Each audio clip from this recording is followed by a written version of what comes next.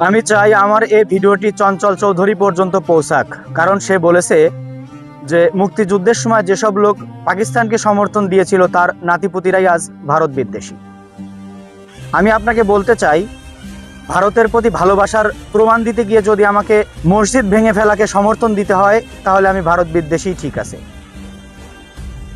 যদি ভারতের প্রতি ভালোবাসার প্রমাণ দিতে গিয়ে মসজিদকে মন্দির রূপান্তরে সমর্থন দিতে হয় তাহলে আমি ভারত বিদ্বেষী, ঠিক আছে। যদি ভারতের প্রতি ভালোবাসার প্রমাণ দিতে গিয়ে আজান বন্ধ করে দেওয়াকে সমর্থন দিতে হয় তাহলে আমি ভারত বিদ্বেষী, ঠিক আছে।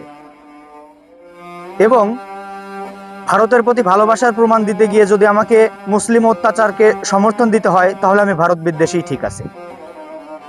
ভারতের প্রতি ভালোবাসার প্রমাণ দিতে গিয়ে যদি বাংলাদেশে ভারতীয় আধিপত্যবাদকে সমর্থন করতে হয় তাহলে আমি ভারত বিদ্বেষী, ঠিক আছে। এখন একদল ভারতীয় পা চাটা কুকুর এসে আমাকে কমেন্ট বক্সে বলবে আমি নাকি রাজাকার।